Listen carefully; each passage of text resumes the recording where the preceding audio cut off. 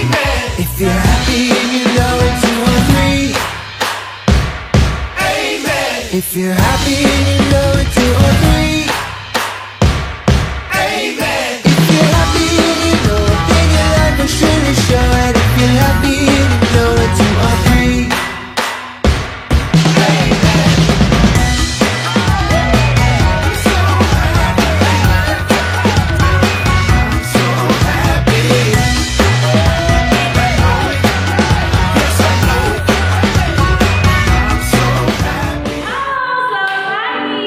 Ketemu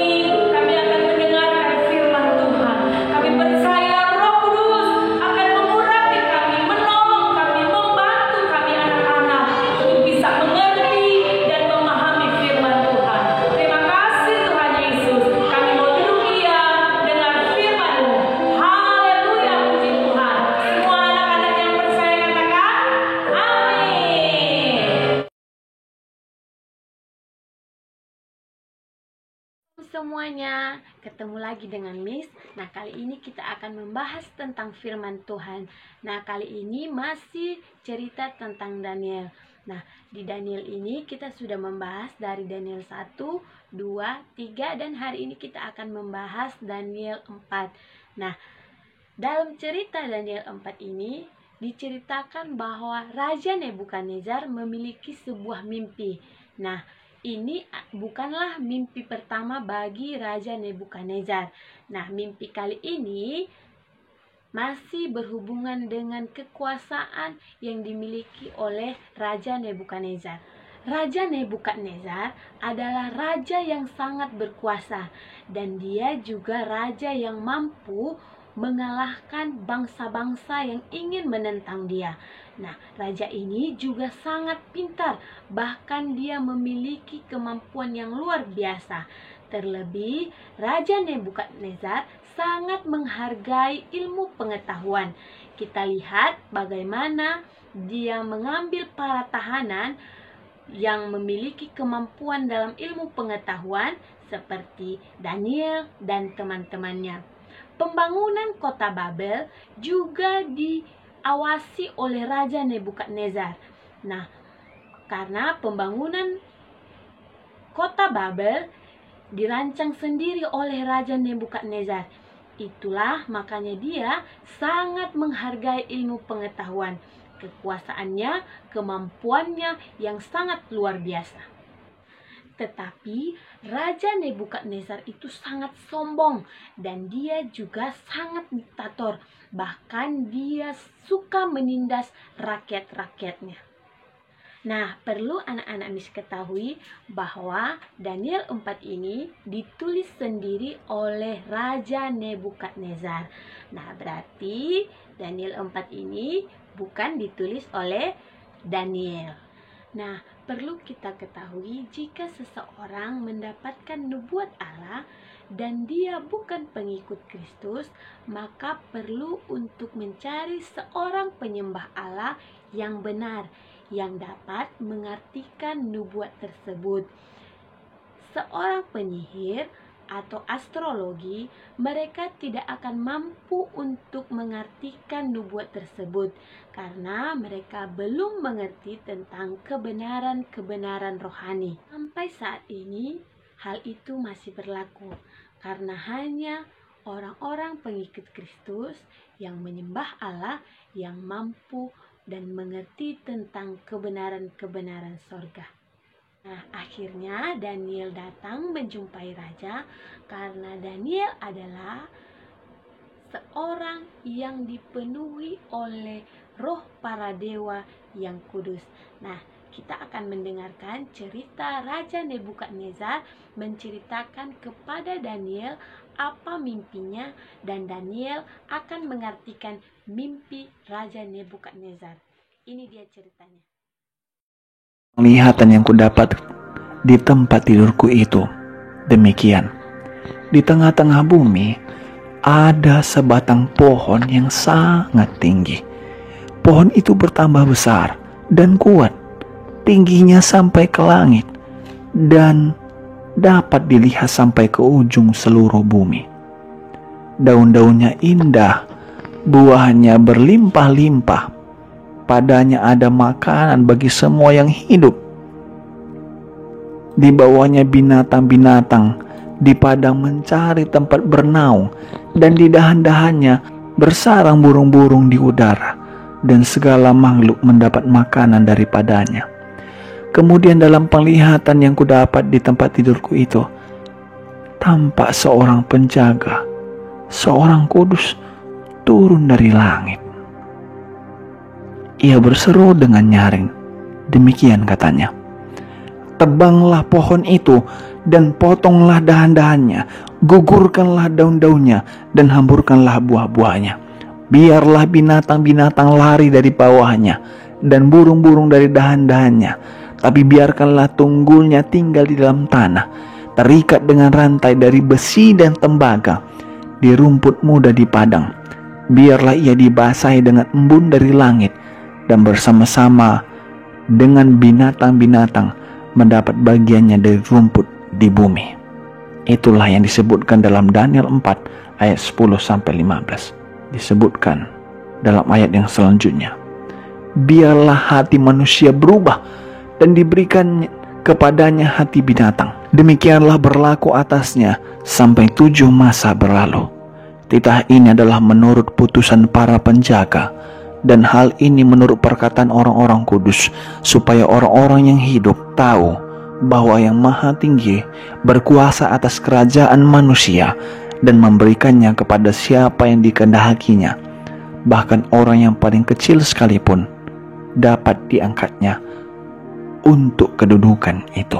Itulah mimpi yang telah aku dapat. Aku Raja Nebukadnezar. Sekarang engkau, Belshazzar, katakanlah kepadaku maknanya, sebab semua orang bijaksana di kerajaanku tidak dapat memberitahukan maknanya kepadaku, tapi engkaulah yang sanggup, karena engkau penuh dengan roh para dewa yang tentang yang tuanku Raja lihat. Tuankulah itu, ya Raja.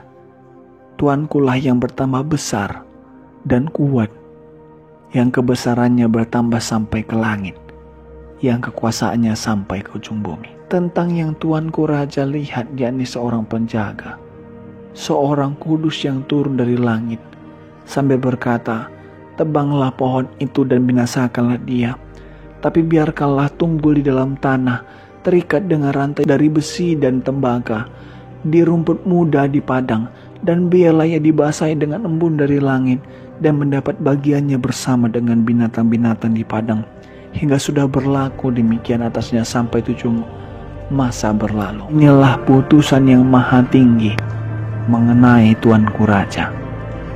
Tuanku akan dihalau dari antara manusia, dan tempat tinggal Tuanku akan ada di antara binatang-binatang di padang. Kepada Tuanku akan diberikan makanan rumput seperti lembu, dan Tuanku akan dibasahi dengan embun dari langit. Dan demikianlah akan berlaku atas Tuanku sampai 7 masa berlalu, hingga Tuanku mengakui bahan manusia dan memberikannya kepada siapa yang dikehendakinya. Yang dikatakan tentang membiarkan tunggul pohon itu berarti kerajaan Tuanku akan kembali Tuanku pegang segera sesudah Tuanku mengakuinya, bahwa surgalah yang mempunyai kekuasaan. Daniel. Nah, setelah mendengarkan mimpi Raja Nebukadnezar dan Daniel mengartikannya, maka Daniel mendesak Raja Nebukadnezar untuk bertobat. Sebenarnya Raja Nebukadnezar memikirkan apa perkataan oleh Nabi Daniel, tapi ketika hatinya belum dipenuhi oleh kasih Kristus, maka dia enggan untuk bertobat, enggan untuk melakukan hal yang diperintahkan oleh Daniel untuk bertobat. Nah, ketika seseorang telah ditegur, diberitahukan yang benar, tetapi tidak mau berubah, apa yang ia dapatkan? Begitu juga anak-anak Miss di rumah, ketika ditegur oleh orang tua, guru di sekolah, dan orang-orang yang menegur kita, tapi kita tidak mau berubah, apa yang kita dapatkan? Maka hal buruk pasti akan menimpa kita. Kita akan lihat bagaimana dan apa yang akan didapatkan Daniel ketika ditegur, diberitahukan yang benar, dan dia tidak mau mengikutinya. Apa yang ia dapatkan selama ini, kekuasaannya lenyap. Bahkan seorang Raja Nebukadnezar bertingkah seperti orang yang tidak waras, bahkan bisa kita katakan menjadi gila. Bahkan dia bertingkah seperti hewan liar. Bahkan dia tidak menyadari bahwa dia adalah seorang manusia, apalagi seorang raja. Dan selama 7 masa atau 7 tahun, Raja Nebukadnezar bertingkah seperti binatang. Namun pemulihan pun terjadi. Dengan kerendahan hati, Raja Nebukadnezar menengadah ke langit. Dia menyadari bahwa Tuhan Allah yang berkuasa atas hidupnya. Dan Raja Nebukadnezar kembali ke istana. Dia membersihkan diri dan kembali menjadi seorang raja. Dan ketika dia kembali menjadi seorang raja dan duduk di singgasananya, tidak seorang pun yang mempermasalahkannya. Artinya Tuhan turut bekerja. Artinya ketika seseorang menyadari bahwa ia bersalah dan ia melakukan atau memperbaiki kesalahannya, maka Tuhan akan menolong, bahkan memulihkan keadaan Raja Nebukadnezar. Seorang raja, Raja Nebukadnezar, yang dulunya adalah seorang pemarah bertangan besi dan yang pernah menyangka bahkan menghina Allah sendiri, kini berubah menjadi seorang raja yang sabar, yang murah hati, yang penuh dengan kelemah lembutan. Bagaimana dengan anak-anak Miss di rumah? Apakah kita sudah meninggikan Tuhan? Bahwa kita menyadari bahwa hidup ini adalah kuasanya Tuhan. Anak-anak di Miss di rumah, ketika ibadah setiap Jumat, ya, kalian mengikutinya dengan benar. Kalian memuji Tuhan, kalian meninggikan Tuhan dengan puji-pujian, kalian mendengarkan firman Tuhan, bahkan kalian melakukan firman Tuhan. Itu adalah bukti nyata jika kalian meninggikan Tuhan, jika kalian melakukan apa yang Tuhan kehendaki. Yang Tuhan kehendaki dalam hidup kita adalah semua bangsa, termaksud kita, harus meninggikan Tuhan. Karena Tuhan yang mempunyai kehidupan kita. Anak-anak Miss di rumah, Raja Nebukadnezar telah berubah, bahkan dia telah bertobat. Bagaimana dengan anak-anak Miss? Tanya pada hati sendiri. Tanya pada diri sendiri. Apa yang telah kita lakukan, yang telah kita perbuat untuk meninggikan Tuhan kita? Atau selama ini kita mengabaikan? Bahkan ketika di-share link video atau YouTube untuk ibadah, ada anak-anak yang tidak membuka, bahkan mengabaikan. Mari anak-anak Miss, mari kita berubah. Mari kita melakukan apa yang dikehendaki Tuhan.